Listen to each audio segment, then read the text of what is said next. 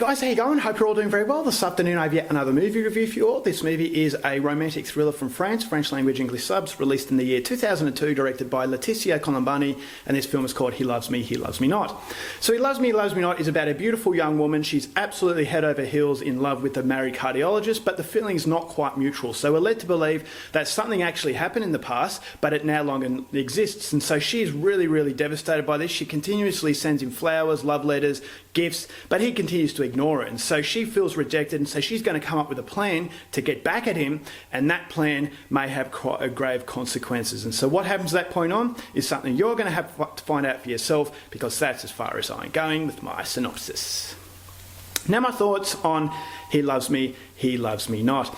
I was very surprised that this movie really went under my radar. Now, for those of you who know my channel, you guys know that I adore French cinema, and so the fact that this movie got under my radar, I was a little bit disappointed with myself. Now, the main reason is because Audrey Tautou is one of my favourite actresses. Ever since I saw her in Amélie, I've been absolutely intrigued by her. She got a very beautiful look, but she's a very versatile actress, and so to see her as a lead role in this film, I thought, okay, well, why didn't I know about this? And also, she plays off Samuel Le Bihan, who is another fantastic French actor. He was in Brotherhood of the Wolf. He played Gregoire Lafronsac. If you've seen that film, you know who I'm talking about. So these are two very well-known actors, and well-known actors as far as I'm concerned. So to see that He Loves Me, He Loves Me Not was a film I didn't even know existed until recently when I saw this in the stores here in Canberra, I thought, okay, well, I wonder what Laetitia Colombani has to offer with this movie. And so I was expecting something that was going to be high quality, but I wasn't expecting how much I would enjoy this film and appreciate this film for the intricate piece of masterwork that this movie is. Now, what I loved about this film is that it's about manipulation of a story.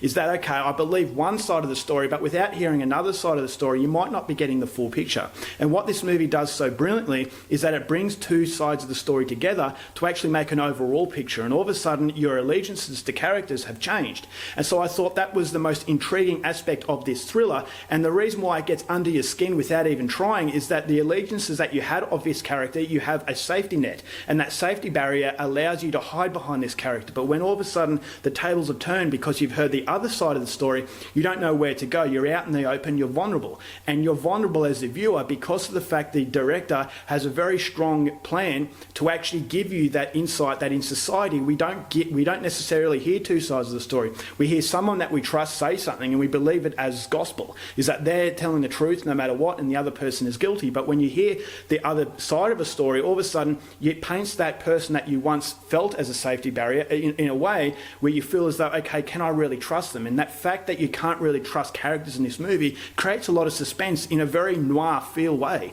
Is that if you are a fan of Michael Haneke, you'll understand and appreciate the level of intricacy that this movie has. Is that it's a very subtle thriller. It's a movie that doesn't hit you over the head with gratuitous violence, car chases and jump scares. This is a movie that it's very nerve-wracking in the plot. It's very nerve-wracking in the way that this movie tells its story. It's a very different way. I thought as though the two sides of this story are two different parts of the film. Is that the first half we get a perspective from one side, the second half we get a perspective from the other, and when it comes together, it's not initially what we think, and so it's basically that's more than meets the eye. And I thought as though that was typical of French cinema and typical of European cinema in general, and it's the reason why I felt as though this was the most surprising film that I've seen this year. So Audrey Tautou's performance was phenomenal, an absolutely beautiful woman to look at, but underneath I thought as though she was a little bit crazy, and it's a movie about crazy love obsession and how far it can go. And if you're not going to treat the problem early, it can get out of control, and it does get out of control for Samuel Le Bihan. But in the second half, when it tells a different side of the story, all of a sudden everything's spinning around, and it does become very disorientating.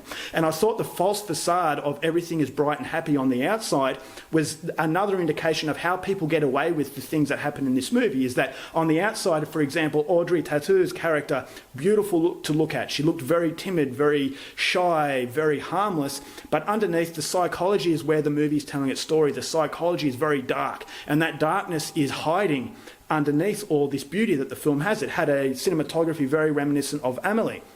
If you've seen Amelie, it had a very vibrant colouring, a very, very manic colouring. And it's a colouring that you want to be a part of because it's a very fun world. But underneath, that psychology that was hiding underneath this facade of everything was all right is the reason why a lot of people like these characters get away with what they're doing. And so I thought that was quite scary as well. The overly happy sort of environment that this movie was taking place in, I thought was very creepy because the psychology was a contrasting difference. And so to have the psychology up against the visuals, it does once again give you that false sense of security, and that's that security blanket that when it's torn away, you really appreciate where this movie has gone. So the acting from Audrey Tautou, and she has to have a very versatile performance, and the versatility in this movie was showcased and was allowed because of the very, very strong script. I thought the script was very witty, but at the same time there was something a little bit wrong with it, and that's the whole film. It had that facade that it was really safe, but there was a level of unsafe quality that I thought really made the film very dark and very wicked, but it was very wicked in a very intricate way, so you really have to pay attention. I thought Samuel Labian's performance was equally as